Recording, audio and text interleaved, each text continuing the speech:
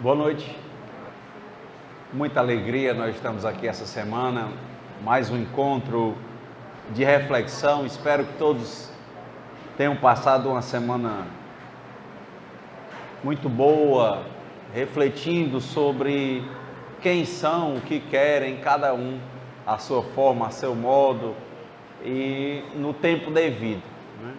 Interessante que nós estamos aqui a falar, sempre tentemos fazer a nossa parte, e a nossa parte, para nós espíritas, não é falar. Na verdade, a nossa parte tem que ser tentarmos implantar esses princípios que têm a ver com o reino de Deus nas nossas vidas. Isso é que é importante para nós. E cada um a seu tempo. Não devemos esperar da vida facilidades, porque nos problemas, já que somos seres imperfeitos, é que vêm as nossas oportunidades, né? Então, é com muita alegria que a gente se encontra aqui hoje, uma maré muito grande de controvérsias, de dificuldades, questões de agressividade, questões eleitorais, questões espirituais. Quer dizer, nós somos bombardeados, quando nós estamos com a espiritualidade baixa, por diversas questões, exatamente para que nós esqueçamos da nossa parte, de tentarmos sermos bons, sermos justos, tentarmos nos esforçar para estudarmos, trabalharmos e nos tornarmos pessoas cada vez melhores. Então, a gente tem que desenvolver uma espiritualidade no nível em que, por mais que o mundo balance, nós nos mantenhamos na nossa atividade, nos nossos princípios, nos nossos objetivos. Isso, para quem está tentando e lutando, sabe que não é fácil. Essa é a maior luta que nós temos. Porque grande é o homem que consegue vencer os seus próprios desejos, que consegue dominar a sua mente. Isso para o homem e para a mulher. Isso é a dificuldade. Porque a nossa racionalidade, cheia dessas controvérsias que nós deixamos que entrem nas nossas vidas, é que nos leva à depressão, à angústia, à tristeza, ao conflito. É algo muito mais material, que nós abrimos portas por falta de evolução espiritual e compreensão, e aí se torna algo espiritual, depois volta para a matéria, porque vai adoecendo o perispírito e começa a ter as doenças que chamam de psicossomáticas.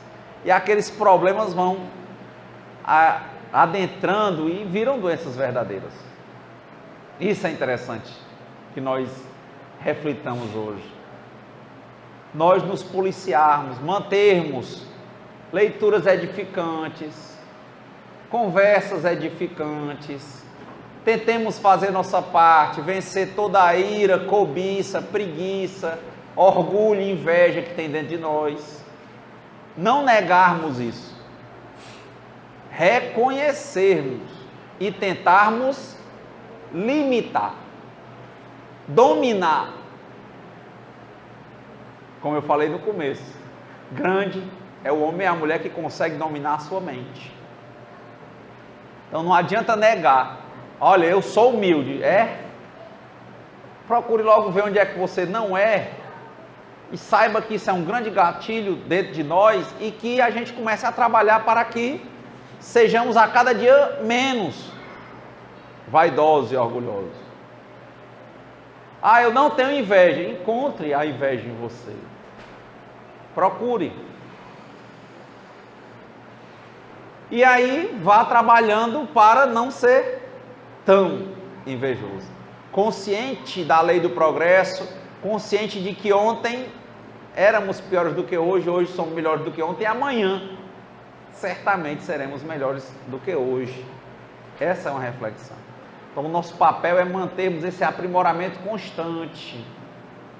Todo mundo, eu acredito, que está aqui deve ter momentos em que você deve ter se encontrado algumas vezes hoje na semana, nesses conflitos internos. Esses são os maiores conflitos. Não vivemos do que nós comemos, mas do que o corpo assimila. Não é o que está acontecendo lá fora que vai afetar nossas vidas, mas como nós entendemos dentro de nós o que acontece lá fora.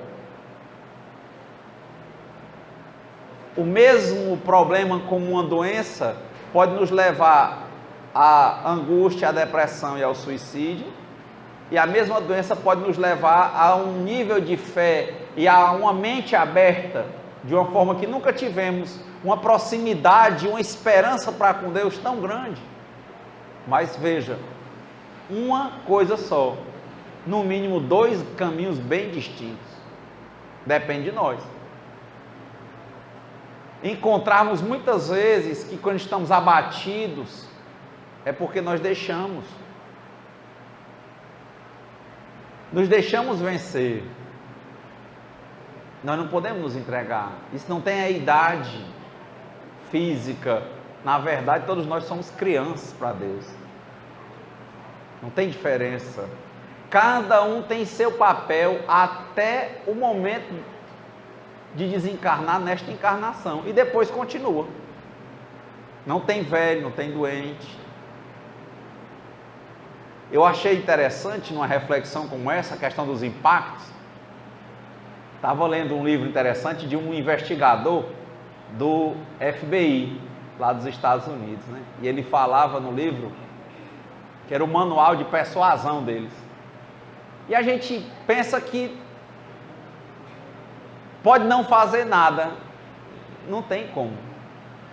Ele dizendo que foi, por exemplo, trabalhar com o objetivo que era um determinado ministro que estava lá, que eles achavam que era espião de outro país lá nos Estados Unidos. Ele tinha a função de identificar se ele era espião, saber o que é que ele estava espionando e transformar ele em espião para o lado de cá e contra os dele.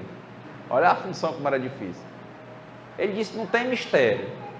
Olha como é importante a gente saber que a nossa atitude, até doente em cima de uma cama, ela tem impacto.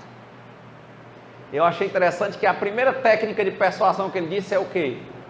É familiaridade. Ele disse, como é a familiaridade? Ele disse, eu identifiquei que o rapaz, eu não tinha nenhum contato com ele, ele não me conhecia, nunca me viu, e se eu chegasse para ele dizendo que eu era da polícia, é lógico que ele ia se assustar, ou não ia querer conversa comigo. Eu simplesmente identifiquei onde ele morava, identifiquei onde é que ele andava. Ele ia todo dia, tal hora, por exemplo, numa padaria. Todo dia eu estava lá. Ele comprava um pão, eu já estava lá tomando um café, comecei a comprar as mesmas coisas que ele, e ele com o tempo foi se identificando com a minha presença ali, foi se acomodando, eu já não era estranho. E assim passou uma semana, um dia, dois dias, 3, 5, 1 mês, 2 meses, 3 meses. Aí começamos a conversar. Quer dizer, só por ele estar no mesmo canto, e quantos aqui não estão no mesmo canto muitas vezes? Ele já causava um impacto dentro do outro. É interessante só para a gente entender como ninguém é tão pequeno que não possa ensinar e nem tão grande que não possa aprender. Se até ficar parado você consegue causar um impacto, um choque nas emoções do outro, ou seja, você pode ser um agente de transformação, mas na verdade o Espiritismo não trata de proselitismo, de arrastamento de pessoas, mas de reflexão e exemplificação.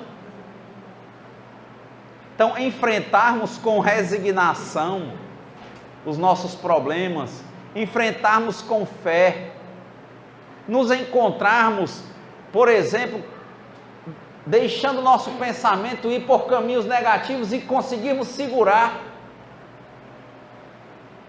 conseguirmos nos desculpar quando errarmos, conseguirmos respeitar o outro. E tudo isso vai fazer parte da nossa luta para conosco mesmos. Porque antes de fazer qualquer sucesso exterior, nós temos que fazer sucesso internamente, conosco. ajeitar o jardim para que as borboletas venham. Não precisa correr atrás das borboletas. É trabalhar a parte interna.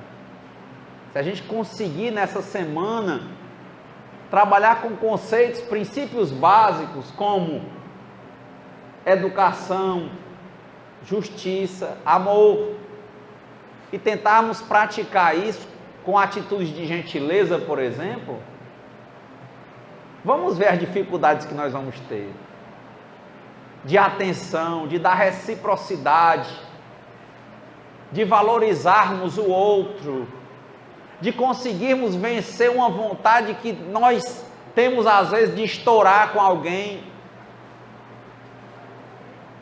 de nos darmos a angústia, a tristeza,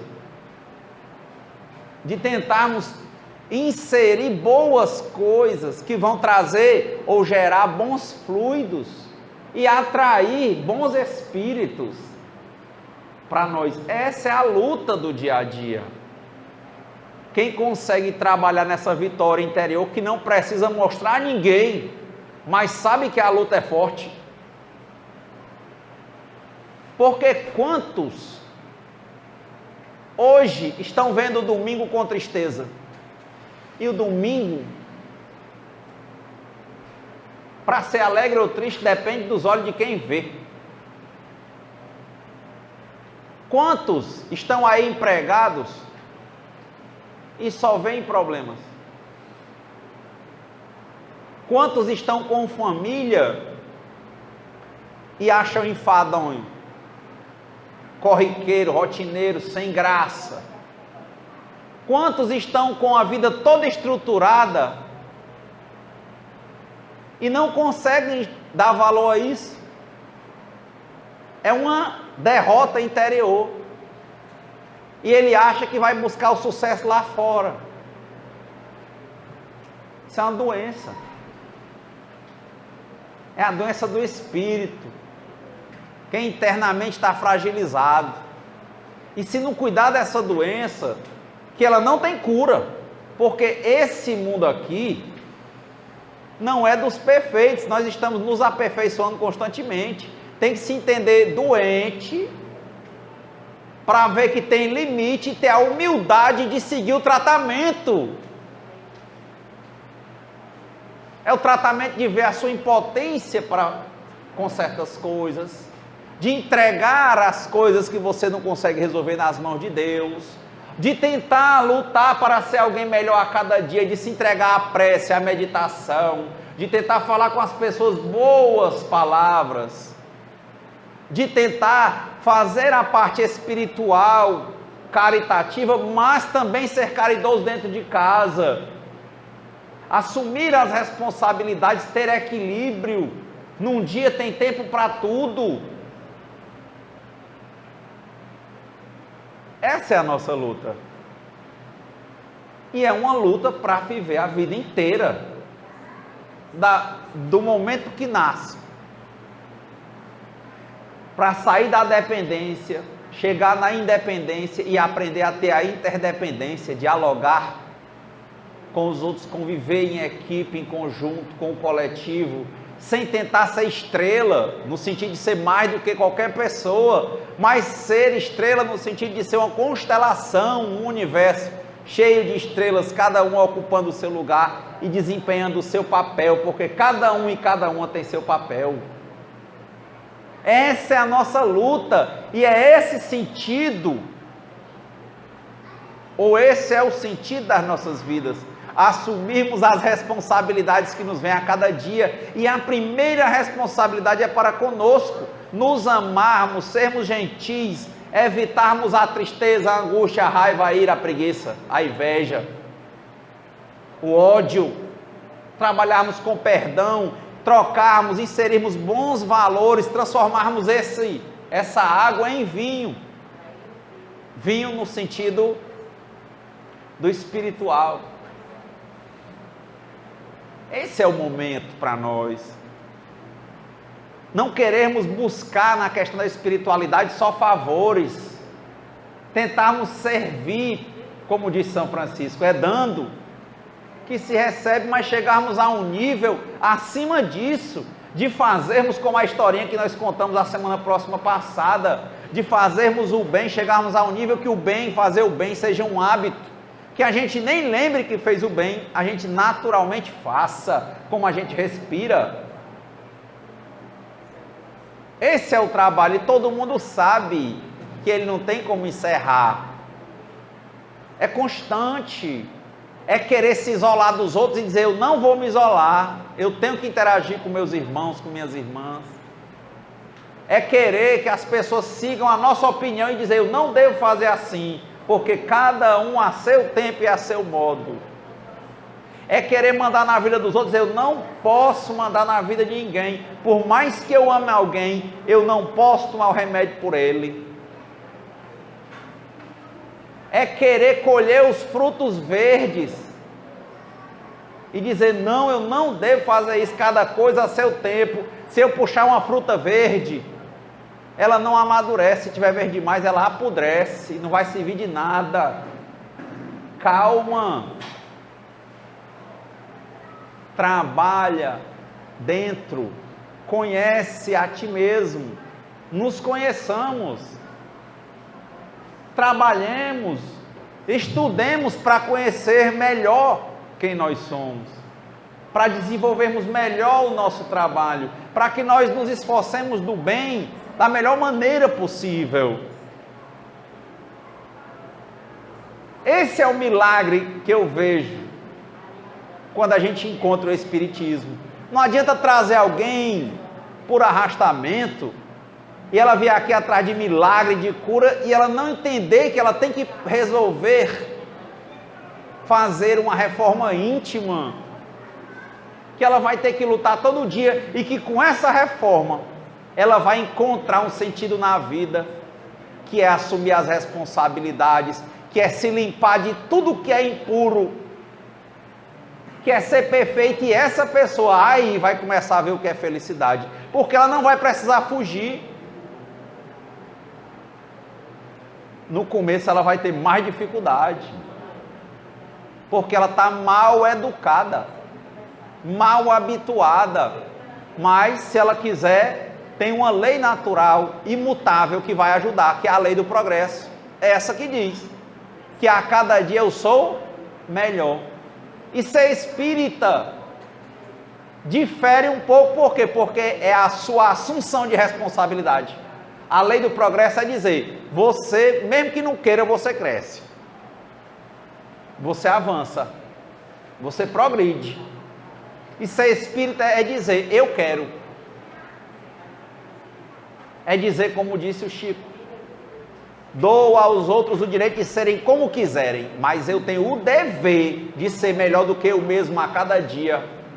É cobrar de si sem ser um estorvo.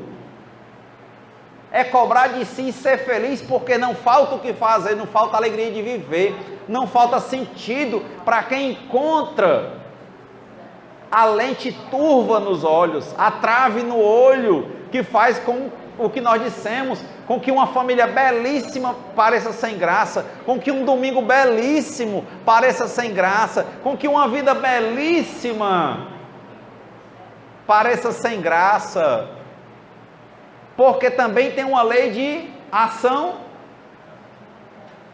ou, melhor falando, de causa e efeito. Eu lendo no livro Reportagem de Além Túmulo, de Humberto de Campos, eu achei interessante, né, porque as pessoas querem rotular. Um dia perguntaram ao próprio Chico por que uma pessoa, às vezes uma criança nascia paralítica, e ele dizendo que muitas vezes tinha a ver com suicídio, mas é interessante quando diz muitas vezes, porque eu li um caso no Reportagem de Além Túmulo, que tinha um rapaz que muito jovem passou num concurso, e ele, para ele, já achou que tinha batido a cabeça no teto. Não precisa ser concurso, mas no caso era. Ele achou, bom, meu nome agora já saiu publicado, eu já tenho agora um emprego até o fim da minha vida, agora eu não preciso mais, chefe não pode me botar para fora. Não estou dizendo que é assim, eu estou dizendo que tem no ponto. E aí ele começou a pensar em tudo no mundo, menos em trabalhar.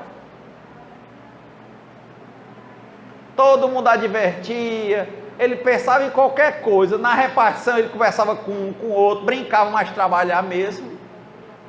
Esse cara, não são todos, lógico, esse, porque cada um responde por si. Aí ele desencarna. Quando ele desencarna, ele está lá numa condição difícil no plano espiritual, e aí ele recebe um mentor espiritual lá, e ele pergunta, né, como é que ele deveria reencarnar. Ele disse: olha, agora eu quero voltar, eu vou ser servidor de novo e vou ser o mais trabalhador, viu? Aí o espírito disse assim: meu filho, isso aí você já fez umas 4 encarnações, toda vez que você volta, você adere à preguiça, do mesmo jeito. Ele disse: então, o que é que o senhor sugere agora? Eu já deixei você escolher várias vezes, e agora? A sugestão que a espiritualidade tem para você, você vai nascer totalmente paralítico. Por quê? Pronto, vai passar uma vida sem fazer nada.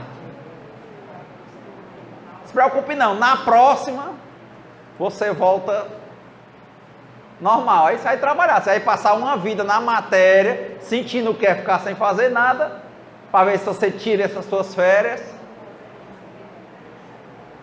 E na outra, vamos ver aí, a depender do seu comportamento, né, o que é que você aprende, aí na outra você volta para trabalhar de novo, para ver se você sabe o que é trabalhar. Coragem de pouca. Foi uma punição? Acho que não. Você tem que aprender, meu filho. Qual é o valor do trabalho? Tinha um outro que falava, né? Um grande orador. Não para que as pessoas saíssem pensando nelas, mas para pensarem nele. Não cumpria, nem tentava cumprir absolutamente nada do que ele falava. Quando ele voltou para o plano espiritual, aí ele disse para os mentores: olha, eu quero voltar agora, eu vou falar. Até eu estou mais desenvolvido, já tem várias encarnações que eu sou um orador. Certo? Pois essa agora eu vou voltar e vou ser o orador, e eu vou agora cumprir, hein? Ele disse: meu filho, isso aí várias encarnações você já pediu. Você já viu aqui o seu livrinho? Quantas vezes você já encarnou fazendo a mesma coisa? Fazendo a mesma promessa? A espiritualidade não está muito de acordo com esse plano. Por quê? Porque já teve várias vezes, você está vendo que não avança. Como é que você vai nascer a próxima? Mudo. Aprender a ouvir. Aí espero que você frequente muito bons lugares, para você ouvir boas palestras. Tente praticar, mas você vai passar uma encarnação todinha só escutando. Interessante. Esses livros do irmão Humberto de Campos, irmão X, né? Interessantes, porque ele vai trazendo o resumo. Só se fala de equilíbrio e tentativa, quer dizer, teve as oportunidades, depois você vem. Castigo? Não acho que é castigo. Você tem que aprender, nós temos que compreender. Achei super fantástico. Então, olha o Evangelho. Fora da caridade não há salvação. Porque Espiritismo você só encontra melhor começando por estudar. Porque aí você vai se esclarecendo. Tem coisas que você acha que nem estão erradas, você vai entender que estão. Essa produção que foi intermediada pelo Chico Xavier, ela é maravilhosa para nos ensinar o que é interpretação. E aqui fora da caridade não há salvação, você já conhece o tema. E eu vou contar outra historinha que eu vi aqui no livro Reportagem de Além Túmulo, do Humberto de Campos, psicografado por Chico Xavier. Havia uma senhora que ela era extremamente dedicada ao centro espírita. E às obras de caridade, e a todo no mundo. mas ela não era dedicada de jeito nenhum à família dela. Não ligava mais para marido, não ligava para os filhos. Não, porque o povo, olha o que a gente falou no começo hoje. Primeiro resolver-se interiormente. O interior é você espiritualmente e os seus que estão na sua responsabilidade. Lembra o que o Divaldo disse? As pessoas procurando, como é que a gente monta para adotar, vamos começar aqui com um orfanato, 200 crianças. Meu filho, comece criando seu filho direito. À medida que você vai fazendo o trabalho no pouco, a tendência é quem é justo no pouco tende a ser justo no muito. Vamos lá, faça isso, aí você vê que tem um tempinho, sobrou um dinheirinho, pegue outro. Porque quantas pessoas começam aqui com essa fome de bola, só euforia, vizinha a euforia, pode escrever. Que é o que os psicólogos dizem, vem a depressão. A gente pensa, eu vou ficar desesperado, legal, sorriso boquiaberto, chega baba. Pode esperar, depois disso aí vem a depressão. As coisas são normais, tem que ser naturais. A gente sabe da força que a gente faz para estar aqui onde a gente está.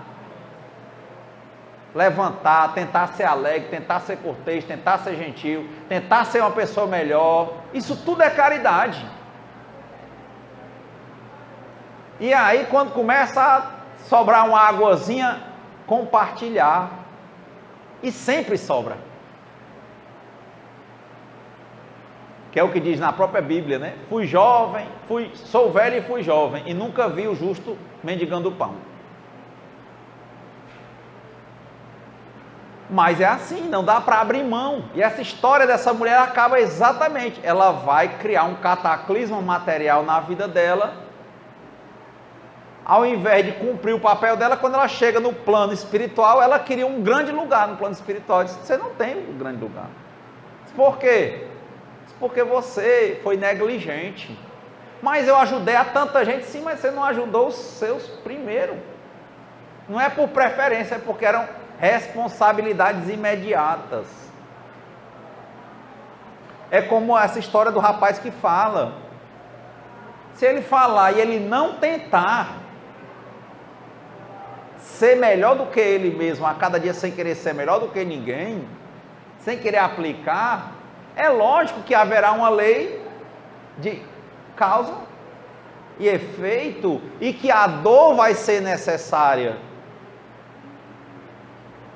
Agora, a depender do nível de evolução dele, ele vai optar se ele vai sofrer ou não. Porque você, quando está sentindo dor, você pode optar por trabalhar para se curar, ou pode sofrer e dizer, vou morrer e morrer logo. Por isso que a dor é necessária e o sofrimento é opcional. A dor, para quem tem a ideia e a esperança e a fé em Deus para evoluir, para crescer, para se curar, vai ser algo bom. E para aquele que quer se entregar, vai voltar para o começo da fila. Vários momentos nesse livro de pessoas, ele vai trabalhando com as pessoas, a má interpretação delas, os exageros que nós temos às vezes. O Espiritismo não prega exagero, ele prega equilíbrio. Ele prega equilíbrio. Tinha um outro caso aqui, que era um pregador que ele era altamente rígido, que ele era altamente taxativo. Olha, eu não ando com quem bebe, olha, eu não ando com isso aqui, olha, aquele ali, que aquele lugar eu não ando. E ele se afastou de tudo e se afastou das pessoas, se tornou uma pessoa excludente. Chegou no plano espiritual, ele achava que ia estar no melhor canto do mundo, se achou totalmente solitário. Ele disse, não, foi o que você cultivou. Ele disse, mas aquele pessoal não prestava. Esse meu filho, o mundo está aí é para lhe ajudar. A matéria, a carne não é fraca não, ela está para lhe ajudar. Quem fraqueja é o espírito. Não é a carne é fraca, é o espírito. O que você faz com a carne? Quem é que escolhe? Quem é que cede? Aí ele excluía todos, ele ficou isolado. Ele disse, agora o que era para você fazer? Meu filho tinha que ter paciência, fazer sua parte, mas nunca ser excludente. Ele disse: Jesus, ao pregar a boa nova, nunca quis empurrá-la de goela abaixo para ninguém. Fazia a parte dele, falava, trabalhava, vivia, pregava. Quem tivesse no tempo de aceitar, que aceitasse. Quem não tivesse, ele está aí para esperar. Mas nós não podemos ser excludentes. Que às vezes criticam, né? Dizem: olha, o Espírito aceita tudo. Digo, claro, porque quem julga é Deus. Ninguém é mais inimigo ou amigo da gente do que a gente mesmo.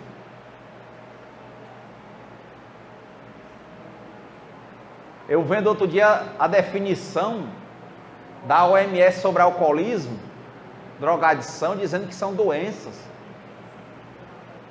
Aí eu fui ver a definição dos anônimos, dizia: é uma doença incurável, progressiva e de efeitos fatais. Só que antes dela matar fisicamente, ela lhe desmoraliza.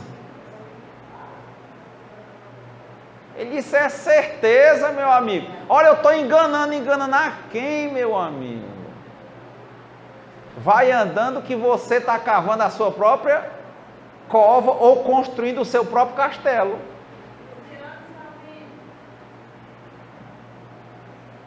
Essa é a reflexão. Mas tem que fazer o quê? Equilibrar-se. Tem que fazer o quê? Tentar ser uma pessoa melhor. Tem que fazer o quê? Se esforçar para praticar o bem, para ser bom. Ser correto. Ter paciência consigo mesmo. Vai cair por quê? Porque é imperfeito, mas vai levantar e vai continuar. Tendo fé de que sempre melhora. E aí com o tempo você começa a fazer com você e ao mesmo tempo, às vezes com uma gentileza, você está fazendo com muita gente. Com uma boa presença de espírito, só de estar ali. Olha o caso que eu contei do FBI. Muita gente vai gostar, vai precisar da sua palavra, da sua atenção, do seu olhar, de um sorriso, de um olhar de paz. Porque nós não estamos sós. Aí mataram esse, aí atiraram naquele. Aí, meu filho, a matéria, ela se movimenta para educar o espírito. Dentro do seu círculo de influência. Só acontece conosco o que for necessário para o nosso aprendizado, para a nossa evolução espiritual. Temos que ter consciência disso. Falamos a semana passada sobre uma bala perdida, né? É perdida. Ela achar um dom.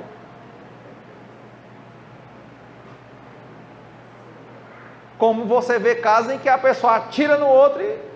Eu vi um cara, ele levou um tiro no coração, só que tinha uma caneta de ferro. Pegou a bala na caneta. Muitos casos assim. Tem Deus. Falou semana próxima passada. Existe uma lei que faz com que esse justo não mendigue o pão. É uma lei natural. Existe uma lei que faz com que esse planeta esteja aqui e ele não caia, nem que os outros planetas se batam nele. Existe uma lei que mantém o mar no lugar dele, que mantém o concreto duro para isso aqui não cair. É essa mesma lei que leva o Espírito a dizer que não existe acaso. Existem leis naturais. E existe causa e efeito. Princípios. Segurança. Fé. Continuar no trabalho. Se deu errado alguma coisa, não procuremos o erro fora. O erro primeiro está onde? Dentro de nós. É difícil ter a humildade de aceitar isso. Chegar como Paulo, no auge da vida dele, de falar, de ter dinheiro, de ser conhecido, de ter cidadania romana, cair do cavalo cego e virar um mendigo e dizer: Pai, Senhor, o que queres que eu faça, e ter a humildade de fazer?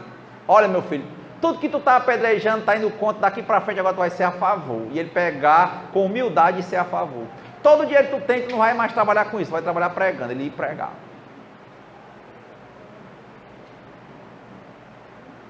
E a família de filhos de Paulo, ele não tinha. Cada um com a sua missão. Porque às vezes as pessoas querem confundir isso. Você tem provas, expiações e missões do plano espiritual para cá. Espíritos que vêm em missão são poucos. Missão, falando de um espírito altamente elevado, vem por uma missão aqui. Agora, na matéria, todos nós temos missão. Nós não somos espíritos missionários. Ou seja, altamente elevados e vimos para cá. Somos espíritos imperfeitos, que tem toda a orientação para o bem, só tendem para ir para o que é negativo.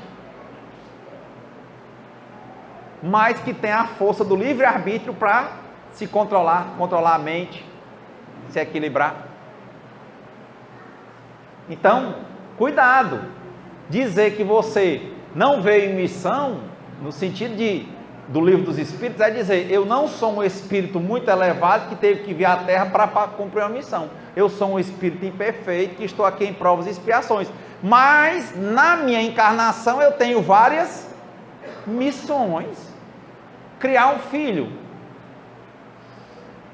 ser uma boa pessoa, aprender a dividir, sair da dependência para a independência e chegar à interdependência, se relacionar com as pessoas, desenvolver o seu dom, afinar o seu instrumento, encontrar no que você vê tristeza, a alegria, trabalhar a sua mente.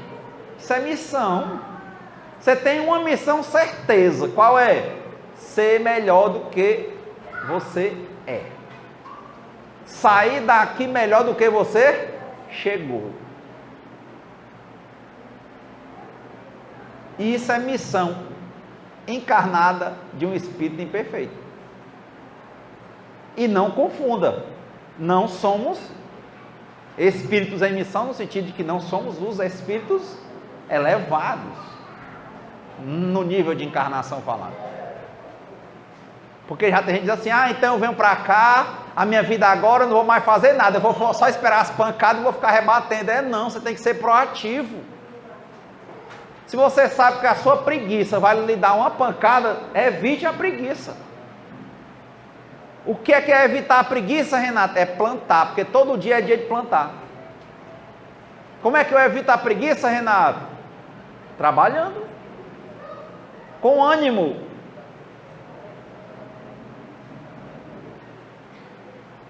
É mesmo, né? É difícil, é. Está aí a missão. E aí a caridade, nas suas várias perspectivas, internamente, externamente.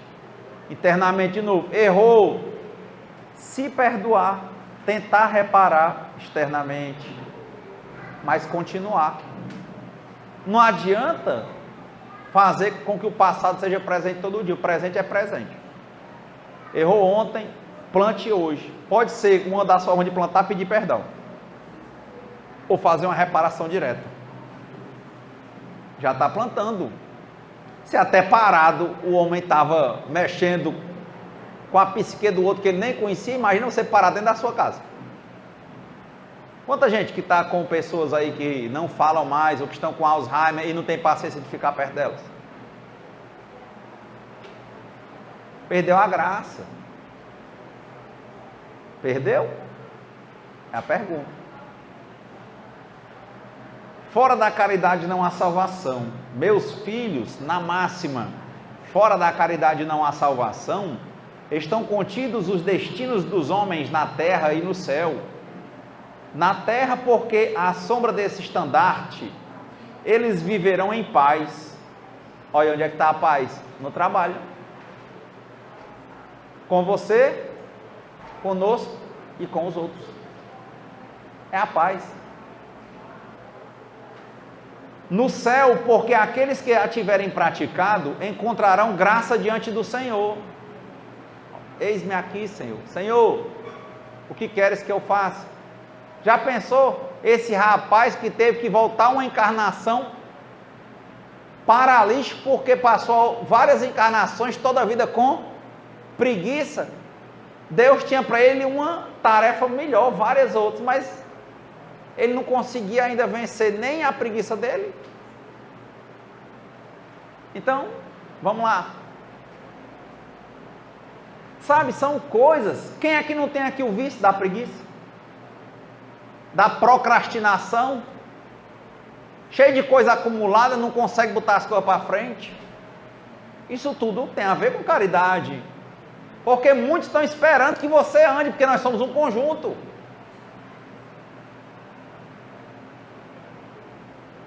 Eu vi a professora Lúcia Helena Galvão dizer uma coisa interessantíssima sobre o suicídio. Ela diz: suicídio tem tudo a ver com egoísmo, só tudo. Mas como? Eu, egoísta?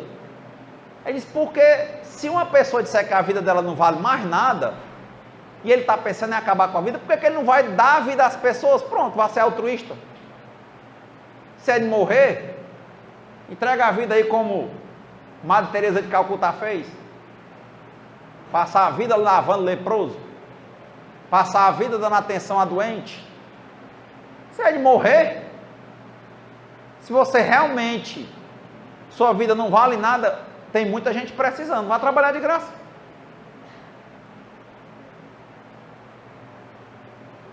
Se ela não vale nada, dê ela para alguém. E não quer. Ele não quer. De novo, ninguém é tão grande que não possa aprender, nem tão pequeno que não possa ensinar. Ou não está faltando gente para ajudar em todo canto que a gente chega? Seja você, como disse o Gandhi, a mudança que você quer ver no mundo, sejamos nós. Eu achei interessante essa reflexão. Se realmente você quer morrer, né? Sua vida não vale mais nada, dê ela a alguém. Dê a uma causa. Ela disse, e eu vi pessoas que fizeram isso, mas quando essas pessoas fizeram isso, elas começaram a ver que a vida delas tinha valor. Quando a caridade chega, toda tristeza logo se vai, né? Quando a caridade chega, quem chorava não chora mais, não é isso? O que ele diz? Só é solitário, Joana de Ângeles fala, quem não é solidário. Ai, ninguém conversa comigo. Quantas pessoas estão aí que são invisibilizadas, que o pessoal passa, não dá nem bom dia, boa noite, tem a humildade de conversar com elas. Ai, quando eu for ver, está cheio de gente aqui na minha porta. Você não disse que estava só? Para quem quer amigo, é ser amigo, é dar amizade. Quem quer conversar, converse. Ai, mas ali não quer, bate, sacuda sua chinela e vai para outro canto, que vai ter o canto que quer. Tem muita gente precisando. Uma palavra amiga, uma ligação, um abraço. Tudo isso é caridade. A gente nem percebe. Contei aqui a história do Divaldo, lá na África do Sul, e ele estava passando mal, chegou um garçom lá, ainda bem dividido, negros e brancos, e o garçom, a Joana disse, dê um abraço no garçom. Ele disse, está louca, dê um abraço nele. Ele disse, está louca, dê um abraço nele. Porque nós sentimos as sugestões, mas nós ficamos lutando, né? Eu, não, o quê? Não, vai pensar o quê? Meu amigo, dê. Aí o Divaldo, deu. Abraçou e o homem começou a tratar ele bem. No outro dia o cara estava lá, porque o Divaldo não apareceu, ele adoeceu, estava no quarto. Aí o rapaz foi contar para ele, agradecer que naquele dia ele estava com mais de 30 anos que trabalhava, ele era negro, ninguém falava com ele, os brancos não falavam com ele. só para pedir as coisas, ele como garçom. Só o estritamente necessário. E naquele dia ele tinha descoberto, tinha recebido um exame que ele estava com câncer de próstata. E lá ele não tinha dinheiro, não tinha plano de saúde. E a família dele ia ficar naquele, ele ia ser um estorvo dentro de casa. E ele tinha resolvido se matar.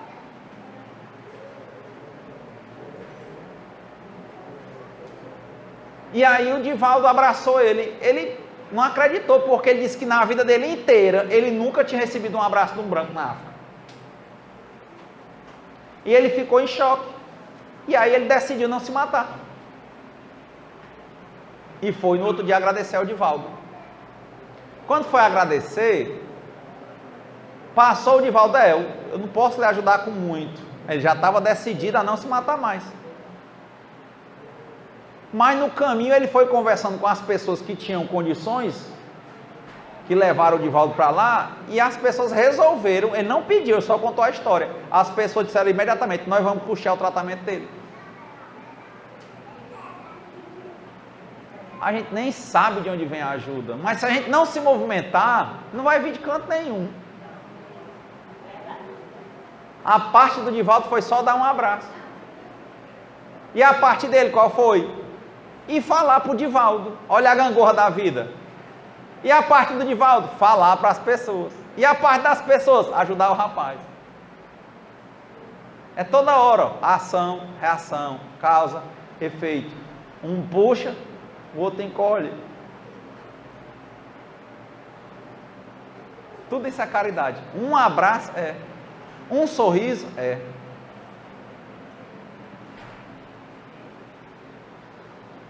Quantas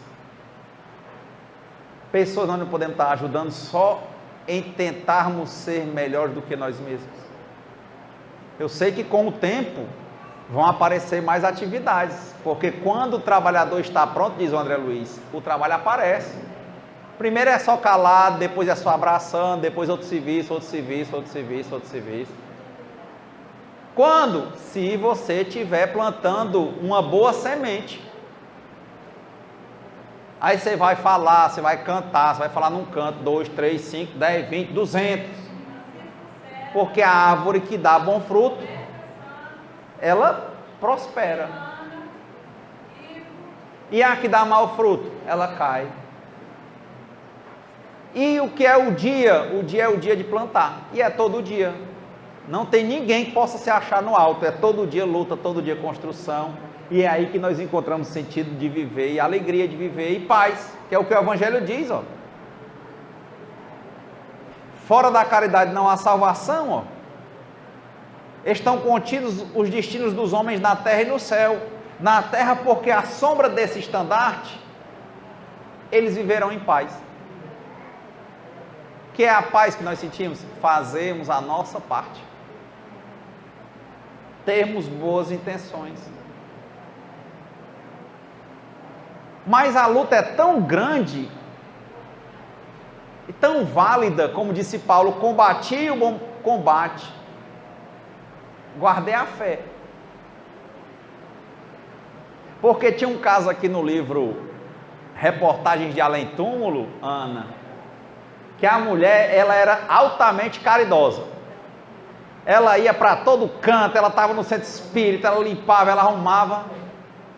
Mas na cabeça dela, ela entendia que quando chegasse no plano espiritual, ela ia ter um lugar bom. Quando ela chega no plano espiritual, aí ela chamou a mãe dela apareceu e ela olhou assim o ambiente, ela queria uma mansão para ela morar lá no plano espiritual. Ela achou um ambiente tão rústico, a mãe dela com as roupinhas de chita assim tão simples. Olhou assim para ela também, achou que ia ter uma multidão de gente, porque ela doou a vida para aquilo. Aí, se eu quero falar com aqueles espíritos lá que nos atendiam lá no centro espírita. Rapaz, minha filha, eles estão nos trabalhos, eles não tem tempo de estar assim. Você desencarnou, eu também, eles ficaram fazendo o trabalho lá. Pois quem é que manda aqui que eu quero falar? Porque está errado. Chamaram, né? Aí disse que o mentor espiritual, dirigente lá da colônia espiritual, viu? Pediu um livro que tinha com o nome dela, ó. Atos, pensamentos dela. Ela disse, quem escreveu esse livro? Ele disse, foram sugestões do seu espírito no correr da vida. Aí aqui ficou arquivado num livro.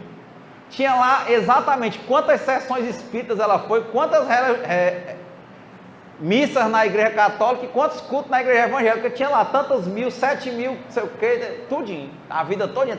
Como é que tem isso? Quem você estava empastado? Não, foi você que botou. O livro foi escrito pela sua mente. É um registro. Aí ele diz, olha, essa atitude, todos os pensamentos quando você fazia uma coisa, você está logo dizendo assim, ó pai, eu estou fazendo isso porque eu quero um lugar melhor. Ela não fazia porque ela achava que era bom. Ela não tentava se aprimorar.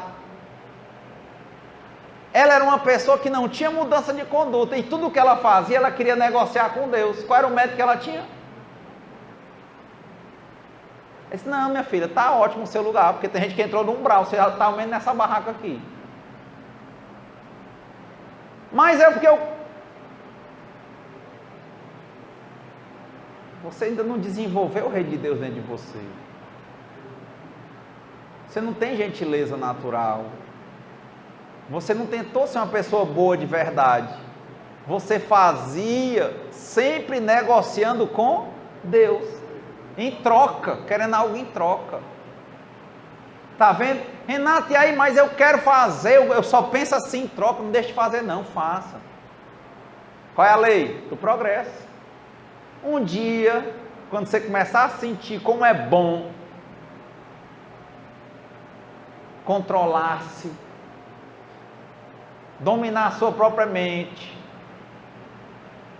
ajudar os outros, tudo que você acha inútil para você, tentar fazer útil para alguém, dar valoroso para alguém que está precisando, é de uma chinela velha a uma atitude como não cometer o suicídio. Se não serve mais para você, dê a alguém que precisa. Sua vida não serve mais para você, dedica a uma causa, dê a ela. Não presta, dê, que tem quem queira. Como ela disse, do lugar que ela estava na barraca, tinha gente que estava no umbral. Quando a gente avançar um pouquinho, o outro vem para o nosso lugar, porque a obra não cessa. Nós vamos avançando e outros espíritos estão avançando, e é um ciclo permanente de avançar. Isso é muito relevante para nós. É não frear porque você é diferente, o cara que é dependente para o independente, para o interdependente. É diferente de quem não está nem aí para alguém que faz alguma coisa, mesmo pensando em troca, para alguém que chega ao nível de fazer por naturalidade. Porque tenta todo dia ser melhor, ser bom, praticar o bem, estudar, trabalhar e se esforçar no bem. Ter disciplina, tenta, luta. Na hora que ele tentar isso, na hora que ele conseguir isso, o que é que ele vai conseguir? Se é um eterno progresso? É o caminho é mais importante que a chegada, é estar lutando todo dia, é vencendo a cada 24 horas, fui útil hoje, estou melhor hoje, lutei hoje, deixei o outro viver, não quis colher frutos antes do tempo, tentei não criticar, tentei fazer a minha parte, tentei não só falar, tentei dar exemplo de vida, não de boca. Tudo isso é computado e dá paz na terra e dá glória, merecimento no céu.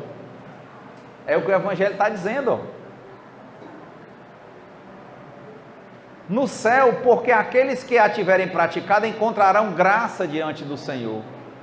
Esta divisa é a luz celeste, a coluna luminosa que guia o homem no deserto da vida para conduzi-lo à terra prometida, e brilha no céu como uma auréola santa na fronte dos elementos, e na terra está gravada no coração daqueles a quem Jesus dirá: passai à direita, vós os benditos de meu Pai. Eu vi uma época da minha adolescência, eu li um livro chamado O Alquimista.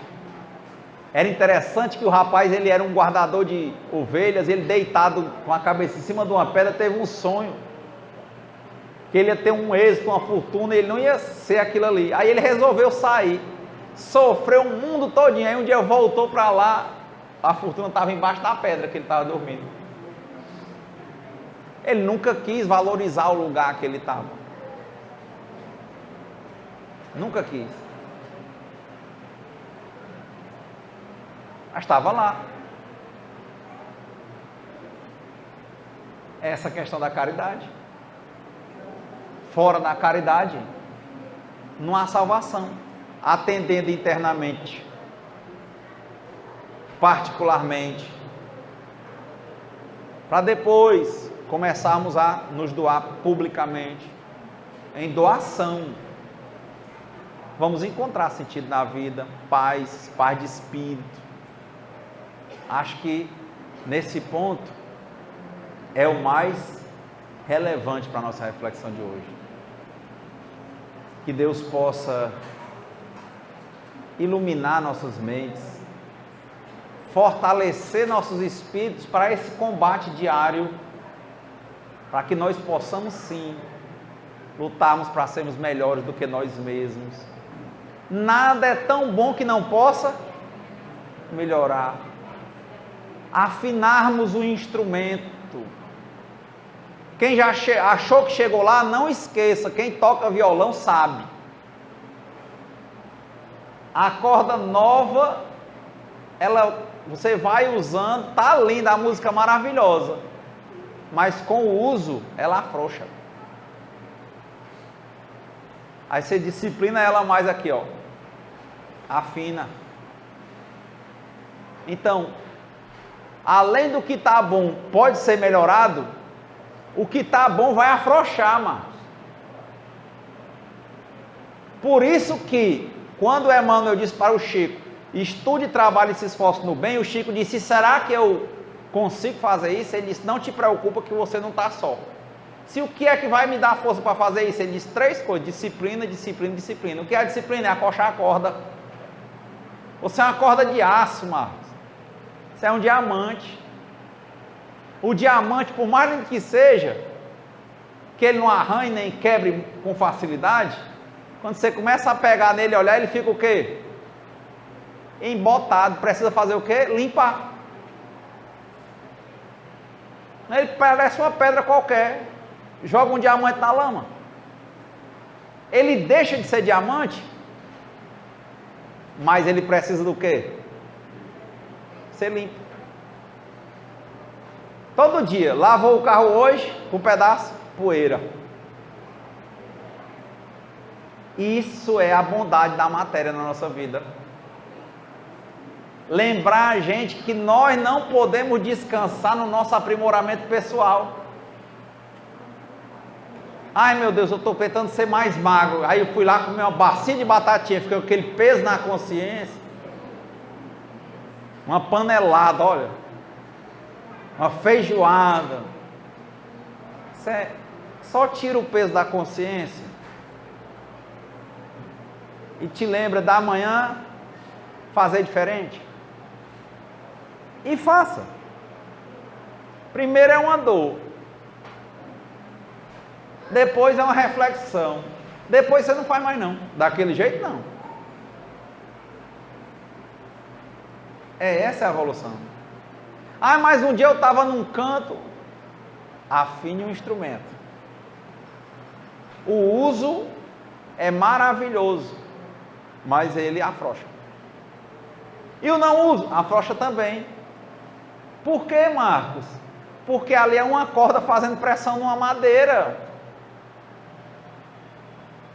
Afrouxa parada e afrouxa tocando. Nós temos que ter disciplina.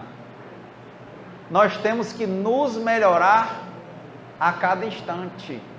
Nós temos que buscar novas leituras sempre, retomar as boas velhas lições.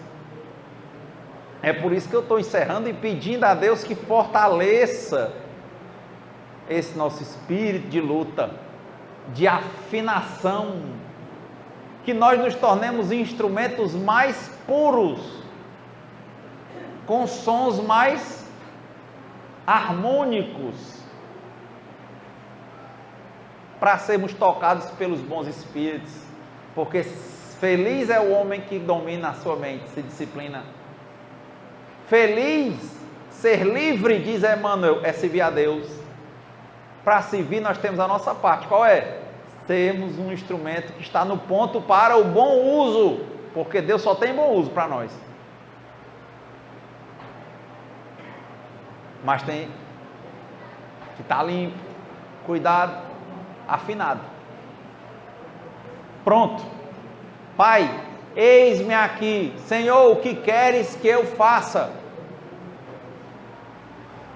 Quando é que isso aí para, hein? Não para. É a lei do progresso.